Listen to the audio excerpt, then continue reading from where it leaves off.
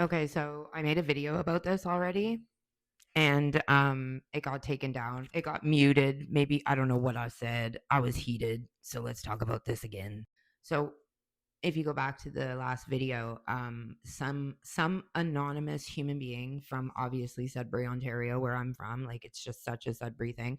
Um, I was asked to do a speaking engagement with a human trafficking prevention organization in my community.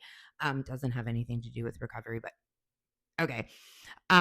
So it was posted in a group, and someone posted anonymously, "Don't take this girl's word for face value. She lies about being clean or how long she's been clean." We need to talk about this. So I was thinking about it. Say I was just a regular person in recovery. Say I didn't do this. Say I didn't talk every day about my recovery journey. Um, Seeing something like that, if you're not stable in your sobriety and your recovery, um, that could put a person back out. That can put a person in a fucking destructive loop in their brain because I can't stop thinking about it. Because why do you give a fuck? And how do you know? You know what I mean? Like, I just, my friend went on underneath the comment and she was like, "How the fuck do you know how long she's been clean, bitch?" And I'm sorry. I don't think there's very many people aside from me and maybe a handful of others who come on here and talk openly and honestly and as transparently as possible, as transparent as this app will allow, about what you've experienced and what your day to day life is today. I have in the past made TikToks about how when I first got sober, because I got arrested, right? And then at the end of March, I got out.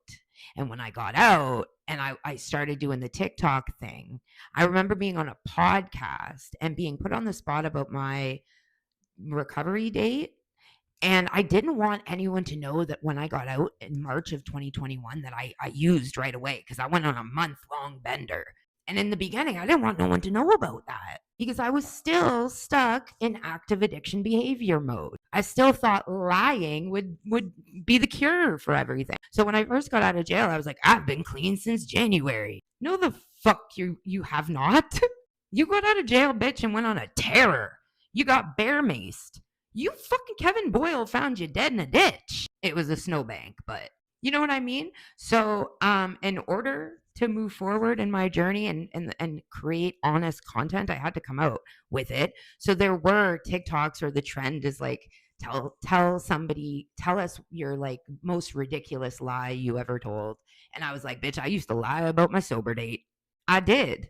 But April 7th was when I went home to my parents' house.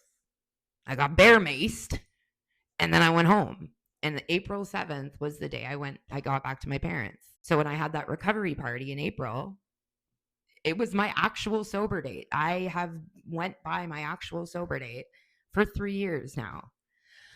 Um and I don't understand what you gain. Like all I'm out here doing is trying to help people. I don't get anything in return besides hate for coming out here and talking and being real and trying to be authentic and genuine and fucking transparent. I don't get what do I get? Bitch, we don't make money off this shit.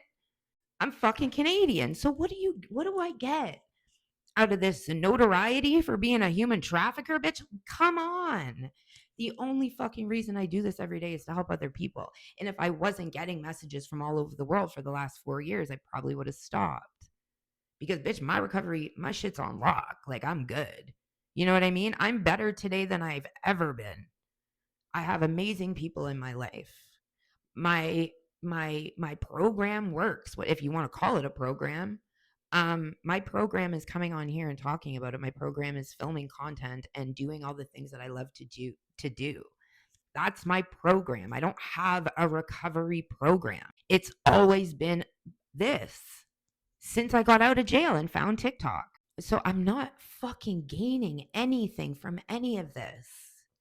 And I find it really sad that people, and that's why I've been so fucking honest about practicing harm reduction and shut the fuck up about your fucking numbers, bro. Shut the fuck up. Stop. Stop. If your drugs of choice are crack and fent and you did a line of blow in 2021, shut the fuck up about it, bro. Just keep going. I've been honest about it. I have a 4-part series that goes from 2017 until 2020 fucking 2025. I have a whole series on my YouTube where I go through everything that happened and I include what I was doing, drugs that I was doing when I was in early recovery. In early recovery, I was still out there, bruh.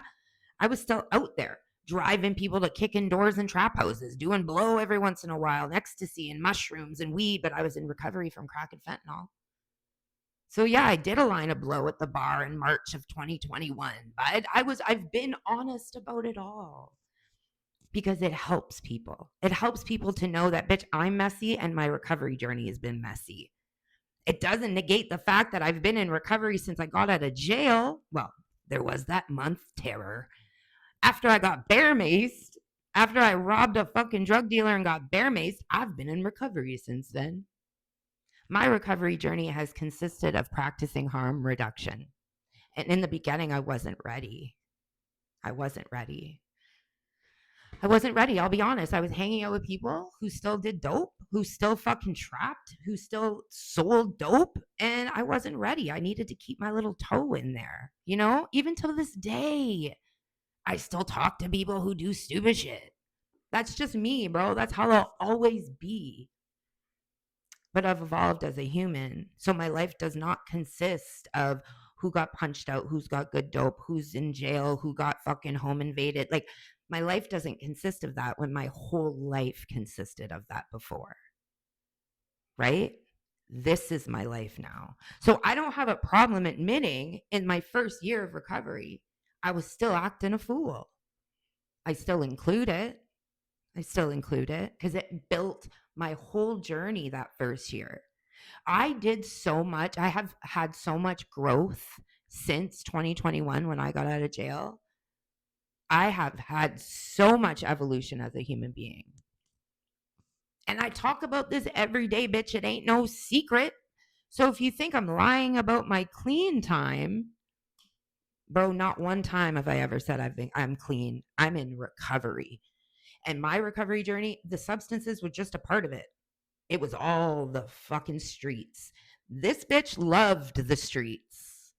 I'm in recovery from being her.